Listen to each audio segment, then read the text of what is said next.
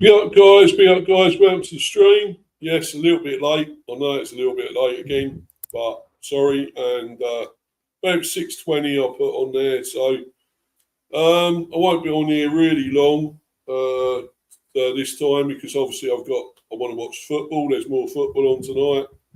I've also got a food order coming, so obviously when that gets here, I'll have to sort that out. But as well, but yeah, I've got a little bit to talk about. Obviously, the reaction from last night. Basically, that's mainly what I've got to talk about. Obviously, still this thing with Juve about obviously he's coming. It's pretty much agreed. Well, verbally, it's been made in principle. So I'll just talk a bit about that in a minute. It's also something else I want to talk about, but just going to get something else up here, guys. I've got to get to.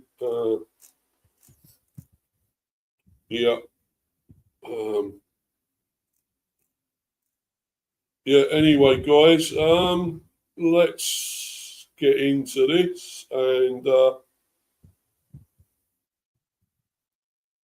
I'll share this article. I'm going to actually talk a bit about Juve before I go into the reaction. So let's get on with that. I'm going to go to this first. This is on the Besotted website. Obviously, the Brentford Fans Network, News, Opinion and Humour. Juve deal agreed in principle. Could Brentford's left side become as dangerous as the right? Brentford appear to be on the brink of another major statement signing, with Al Hadji Malik Juve set to move across London from West Ham in a deal worth up to £40 million. According to Fabio Romano, the Bees have reached a verbal agreement for the Senegal international, with the package understood to be £35 million fixed, plus add-ons that could take the total to £40 million. The important caveat is that the documents are yet to be signed, meaning there is still work to be done before anyone can officially celebrate. Well, that's true, as per usual. Juve is just 21 and would arrive with genuine Premier League experience, albeit at West Ham, having made 32 league appearances last season and registering 5 assists with the Hammers. His attacking instincts and ability to get forward from left back or left wing back are arguably the biggest attraction. One besotted contributor summed up the thinking as to why Brentford are interested rather neatly. Basically, why they want him is he's a high volume crosser with speed to get up the flanks quicker during counter attacks. Having him means Thiago and the aerial threat of Brentford will have better quality service and their output will heavily increase. That is the really intriguing part.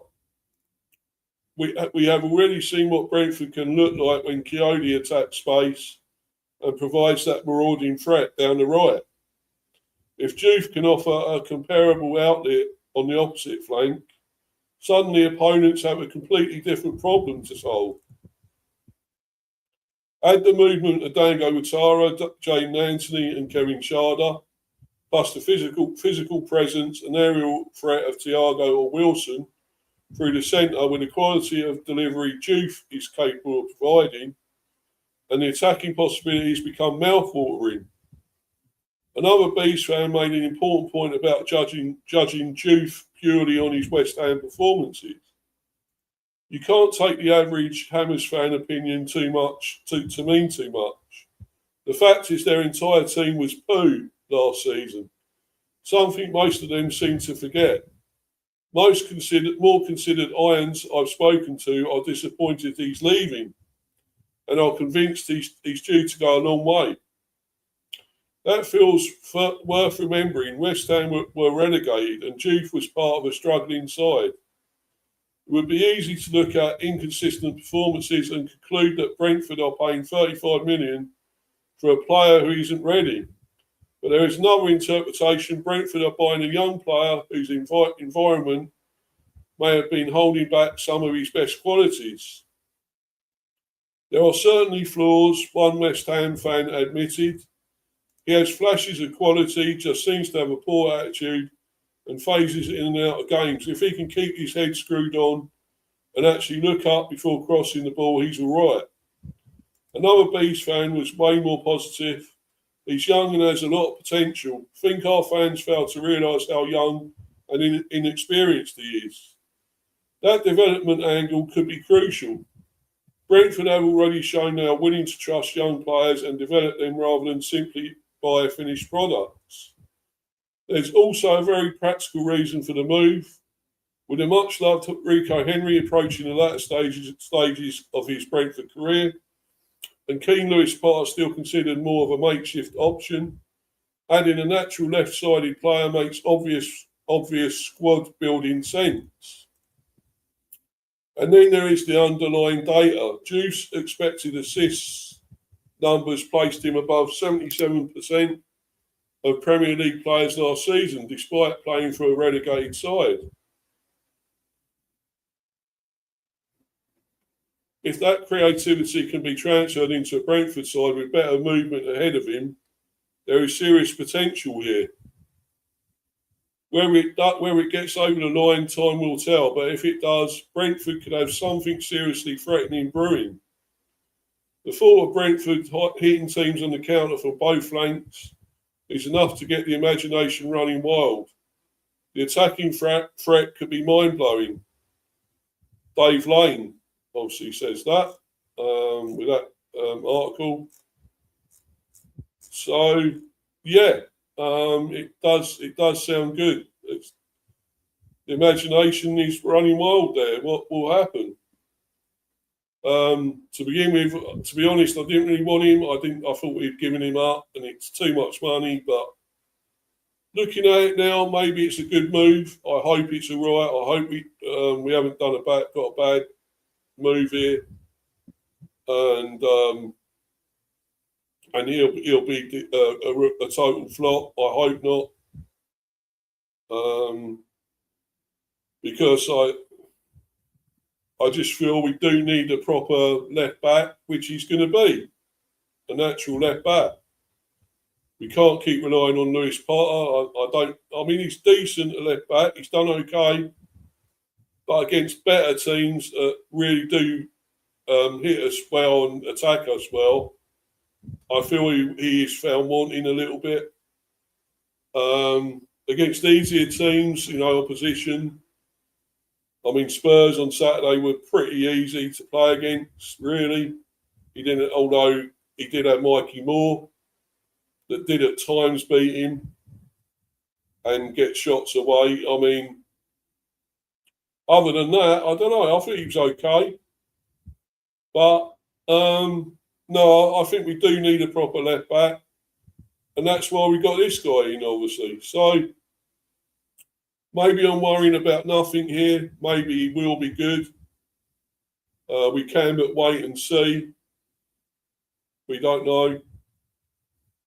But anyway, let's move on from that, because it hasn't quite happened yet, that deal. I mean, it's been done on principle and verbally, but yet to be signed, the contract. So let's move on and talk about what did happen, and that was last night, a 6-1 win.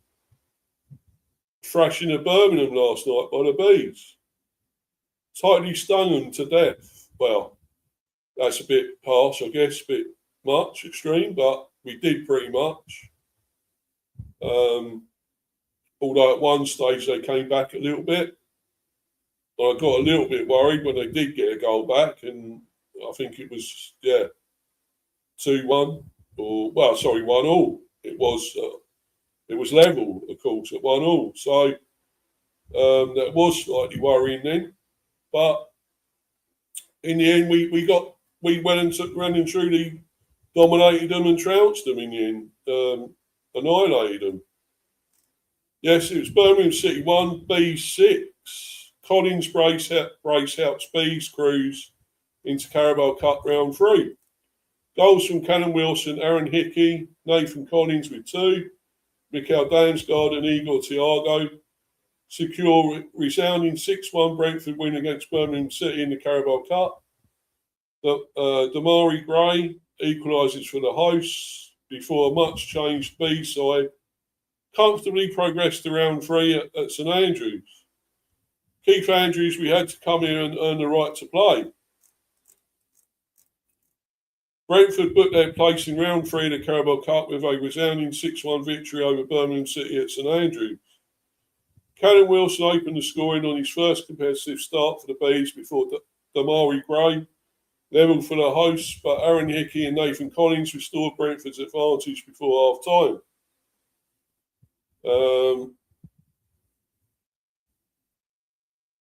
Mikael Damsgaard and Igor Thiago then struck in quick succession after the break, before Collins completed the scoring with his second of the night. Wilson, Jane Anthony and Yannick Schuster all made their first competitive starts for Brentford, with the latter making his senior debut for the club. Keith Andrews made 8 changes for the League Cup tie, with Collins, Vitali Yanout and Django Ouattara the only players to retain their places from Saturday's 3-0 Premier League victory over Tottenham Hotspur. Brentford threatened inside 5 minutes when Anthony met Damsgaard's cross from a short corner, but the winger could only steer his header wide. A minute later, the Bees were ahead. Yiha Yarmoliuk won possession in midfield and quickly found Wilson, who turned and struck first time, clinically arrowing a low effort into the bottom corner via deflection, actually. Collins was next to threaten from a Yannout corner. The centre-back's header was drifting wide and Yarmoliuk threw himself towards the ball in an attempt to divert it goalwards, but was unable to make contact. The hosts also went close from a corner when Christoph Clara headed narrowly wide, with Hakon Valdemarson appealing for a foul as the delivery dropped into the 6-yard box. Birmingham did find an equaliser on 28 minutes after Schuster was booked for a foul outside the box. Pike Sung Ho took the resulting free kick short to Gray. The winger was afforded space on the edge of the area and his low strike travelled through a crowd of players, leaving the unsighted Valdemarson unable to keep it out. Parity lasted only 6 minutes. Yannout's cross was only partially cleared, with Bright Asayi Samuel's second intervention sending the ball towards Hickey on the edge of the box. The fullback caught his half volley cleanly and watched it creep beyond Allsop off the inside of the post and into there. I thought he took that quite well, actually, that goal.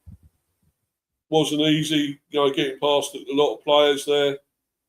The shot, I thought it was actually a very good finish, controlled finish from Hickey. Andrew's side added a third before the interval. Damsgaard fed Anthony down the left, and after Birmingham failed to deal with the winger's delivery, Collins rose to head home and give Brentford a 3-1 half-time lead. Birmingham began the second period better, but it was Brentford who continued to create the clearer openings. Another well-worked corner saw Yannout combine with Anthony, whose cross was met by Schuster, but the debutant headed narrowly wide. Anthony then saw an effort blocked before Hickey's cross shot flashed across goal. And Damsgaard called a free kick narrowly over after Kevin Sharda had been brought down on the edge of the area. Gray tested Valdemarson with a free kick at the other end before Birmingham substitute Jay Stansfield teed up John Solis, whose deflected effort flew over the crossbar. From the resulting corner, Brentford launched a devastating counter-attack to score their fourth. Valdemarson released Yannout, who carried the ball forward before finding Anthony on the left. His low delivery reached Thiago, who cleverly left the ball for the arriving Damsgaard to finish confidently from close range. 3 minutes later, it was 5. Damsgaard split the Birmingham defence with a superb pass for Anthony, whose first time cross was perfectly weighted for Thiago to convert from close range and score his first goal of the season. It was Anthony's third assist of the night on an impressive maiden competitive start for the Bees. He was impressive because we actually put up most of our first team on in the second half. We played on Saturday Sangare, of course, Damsgaard, Thiago, Sharda, and so forth came on.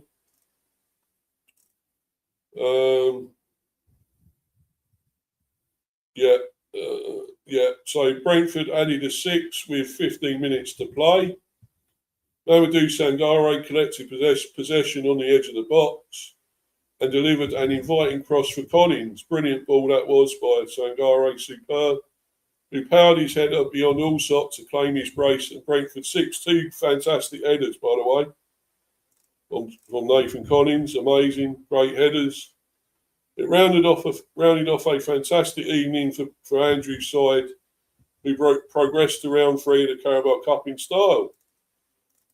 The Birmingham City line-up: Allsop in goal, Asayi Samuel, Clara, Fry, Lund. Cochrane came on for him in the 61st.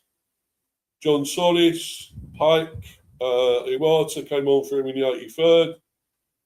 Vicente, Kanya, Stansfield came on for him in the 61st. Gray, Newman came on for him in the 75th. Vasquez, Priska came on for him in the 61st.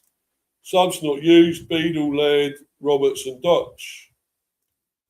The Brentford line-up: Valdemarson, Hickey, Collins, Schuster, Henry, Lewis Pott came on for him in the 71st. Yanel, Coyote came on for him in the 71st. Yomulia, Sangare came on for him in the 48th. Damsgaard, Ouattara, Sharda came on for him at half-time.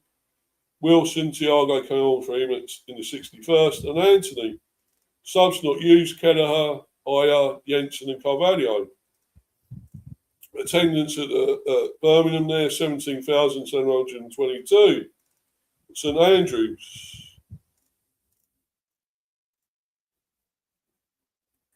Andrews praises B's strength in depth. Head coach Keith Andrews praised Brentford's response after the Bees progressed to round 3 of the Carabao Cup with victory over Birmingham. The scoreline obviously suggests it was maybe easier than it was, said Andrews. We had to come here and earn the right to play. We knew we would have to come here and deal with what Birmingham would bring, so it certainly wasn't easy to get ourselves in front. They equalised, and I thought we came again really, really well, strongly and swiftly. In the second half, you could see the impact that we have now from the bench. The rhythm of players getting up to speed so quickly, and the impact that's made at so many different levels. Anthony on professional Birmingham win. Jane Nancy shared his thoughts about marking his full Brentford debut with 3 assists in an impressive win at St Andrews. It was really good and really professional from the boys, said the winger. The manager said it from the start: we're taking the competition very seriously. We've got an unbelievable squad. We are able to rotate a bit and everyone put in a good shift. Damsgaard and the rest of the squad are unbelievable players. I know if I make those runs, and then they'll be able to find me. I did that today and managed to get some assists from it. Yes, great stuff. I'm going to go to the player ratings. We do those.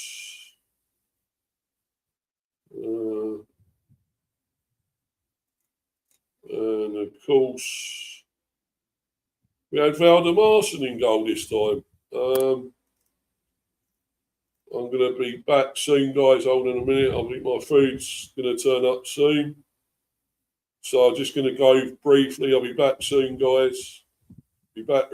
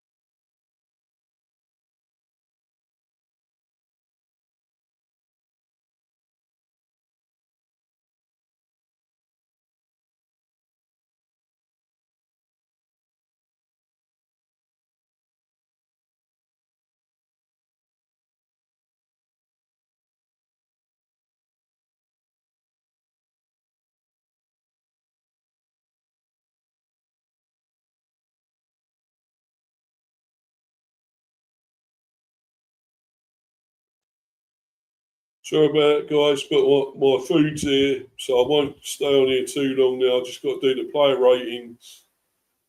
Then I'm going to bounce, guys. So, and my food.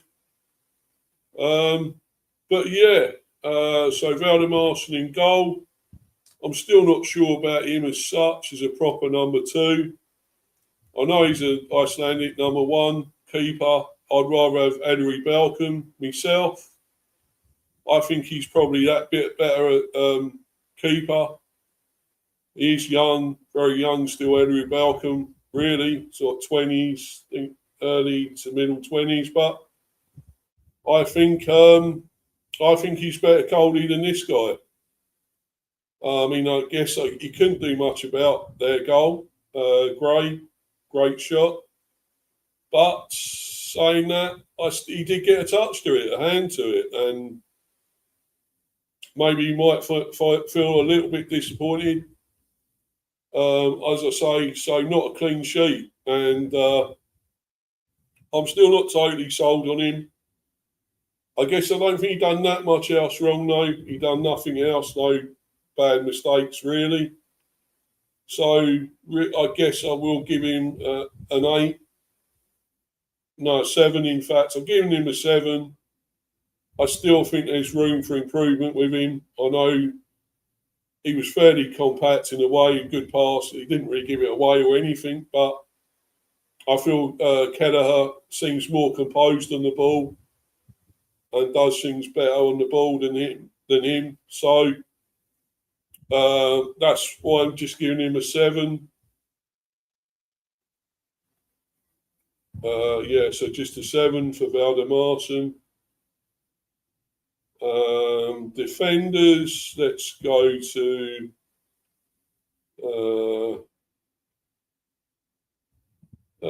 should we do Yannick Schuster? Yeah, let's do Yannick Schuster, the debut boy, the debut player. Let's do him, I think. Yeah, let's talk about him. Mostly he looked composed. He looked fairly good on the ball. Can bring it out fairly well. Didn't seem too bothered and flustered on the ball at times passing. The only thing was he did get caught once, and it led to him giving away the free kick where they scored from the free kick. Therefore, I can't give him really big marks, but what I've seen of him, he does look decent. He looks fairly composed, but he will need to cut those sort of mistakes out, those sort of rash fouls. Just because he lost the ball, he can't go in too stupid and rashly. So for me, he still looked decent, though. I think he still looked decent, looks good, looks a good player, good young player. I think there's room for him to do more. I mean, it's only his first game in the debut, of course. So got to give him a little bit of slack. I'm going to give him a 7, though. I just feel there will hopefully be more because of that bad error, and they scored from it. But otherwise, I suppose it didn't matter too much in a way. But I still think you can't do that in really big games, against bigger opposition. No disrespect to Birmingham. We play a better class of opposition. He does that. We'll pay for it big time. We really will pay for it. And so for me, he only gets a 7. And let's go to Captain. Captain Fantastic, or Marvel, whatever you call him, really. Was superb. I thought Nathan Collins, really incredible tonight. Last night, I should say. I thought he was superb. One of his best performances. I know it's only against Birmingham, but you still have to do it against whoever you got in front of you. Birmingham, I still thought would be a really tough game. It proved not to be in the end. But we did win 6-1. It was a massive win. I was surprised how easy they were, in a way. But Nathan Collins was incredible, was superb. Got 2 goals. I'm going to give him a 9. I will give him a 9. Not quite man of the match for me, as such. I mean, it's tight. It's so close. I could have given him man of the match and thought about it. He was amazing. 2 goals. So, although I might actually, it might be equal man of the match this time, guys. It may be an equal one. So let's. But a superb performance from Collins and 2 great headers on the night. Superb. And let's go to Rico Henry. I thought looked great, looked really great. Had a very good game. Didn't seem to have any injuries or fitness issues. Very quick as usual, up and down the pitch. Good passing. I'm going to give him an 8, not quite a 9, but an 8. I thought he was really great. And, yeah, I thought he had a really great game, an 8 there. And, of course, although they did take him off, we took him off. Keith took him off. But we go to Aaron Hickey, who came on for Schuster, I believe. I think it was Schuster. I thought he was. He was really good in this one. Actually, he started. What am I saying? He started the game. Sorry, guys. He started the game. Aaron Hickey. He didn't come on. He was at right back, of course. I forgot to say that he was at right back, of course, and he actually looked really good in this game. Well, it's not hard, really. He was a bit dodgy when he came on the other day against Spurs, but I thought he was really good in this game. Very good, and scored a goal, of course. Well taken goal, controlled goal inside the area. I'm going to give him an 8 for Aaron Hickey as well. So let's go to the substitutions now, though.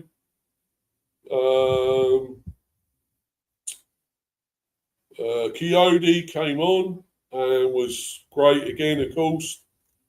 Looked superb, really, when he come on. As per usual, really. Marauding, long throws. I'm going to give him an 8 as well. An 8 for Coyote.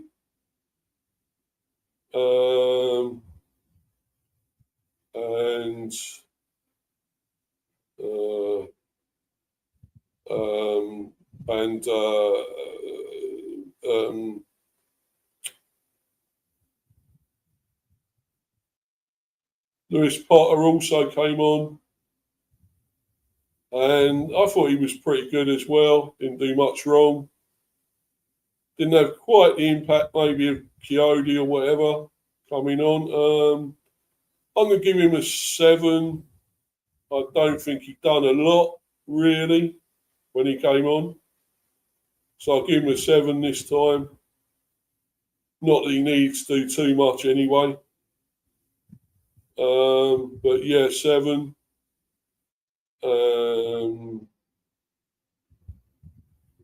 So he come on, of course, for Rico Henry. The midfield, I thought Vital Janelt was superb again. Absolutely amazing. Absolutely brilliant. A lot of great stuff. Great getting past players. Looked like the player of old that I think we first signed a few years back, that we bought him. He looks like he's getting back to that sort of player again. I think last season he was superb. We gave him that extension last season, of course, triggered that. And he looks even better again this season. Looks superb. Looked great against Spurs, and he looked even better against Birmingham. Some great stuff. I'm going to give him a 9. Still not quite man of the match, but a 9 for Janelt. Was superb, I thought. I still like to see him get more goals than he does. He scored on Saturday. I hope he can actually continue that.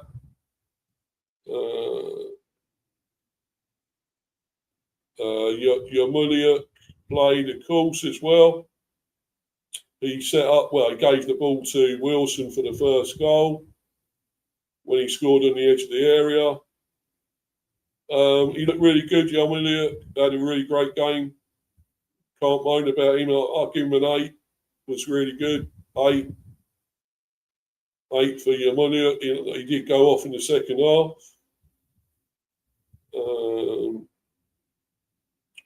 And of course, Mikael Damsgaard. I thought was really good. Really done some really good passes. Looked very good. Did have one free kick just over the bar.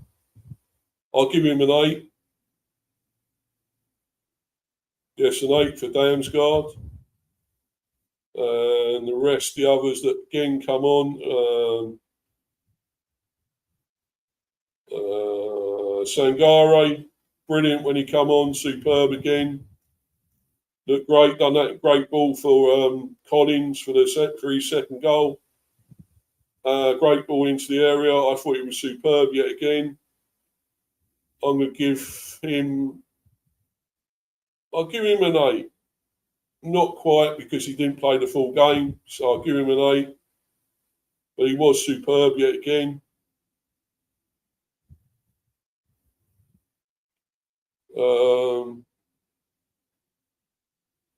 The other players that come on were the strikers, really. Well, Callum Wilson played from the start.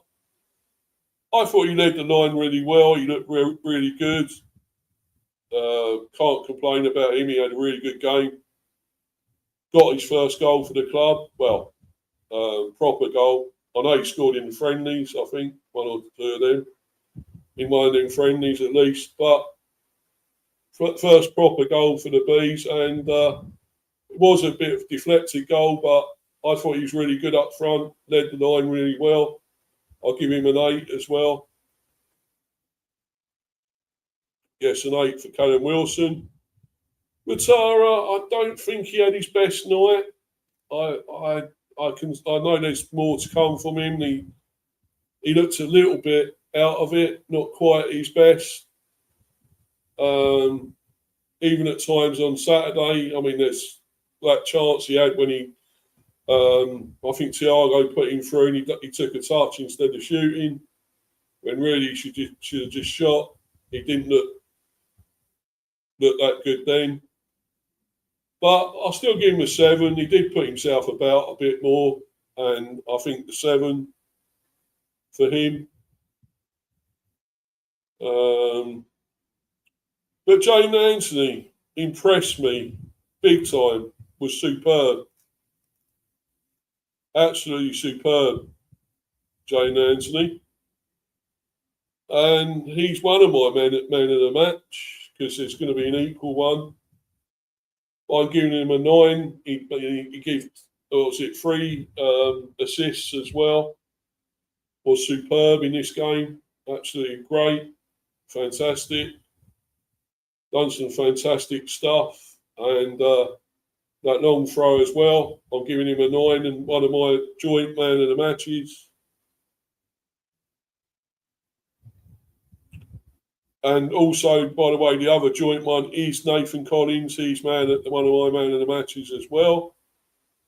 He's a joint one with him, with Anthony, and those 2, in fact, are my joint men of the match.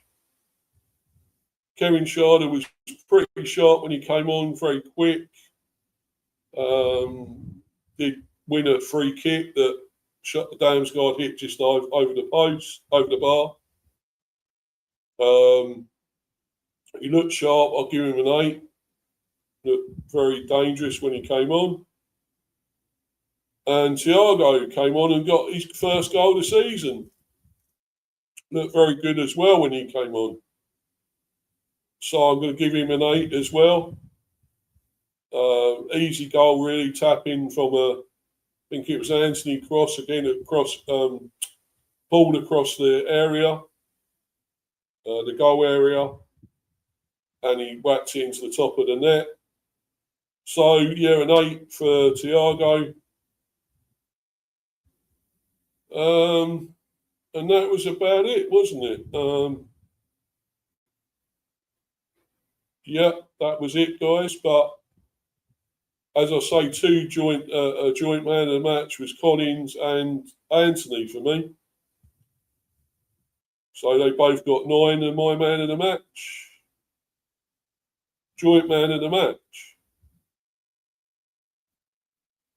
So great stuff, guys. I'm going to go. Got to eat my food. Got my supper to eat. Follow me on Insta at Mr. B for Life 182 and Discord Steve the B. Also subscribe to this channel, Mr. B Football Chat. Please keep smashing those likes, subbing, liking, sharing, guys. Please keep doing that. That's always appreciated. I'm still on 247. Let's get that to 250. Great stuff on the Bees last night, 6-1. I've got to see now we get in the third round, which is tonight at 10:15. I'll probably do a reaction stream or something for that one. So watch out for that. I'll be back for that later. Everyone take care. Have a great evening. Enjoy the football. More football tonight, of course, Carabao Cup. And everyone take care and have a great time. Have a great evening and night. I'm out of here, guys. Cheers, everyone. Cheers. Bye. Bye.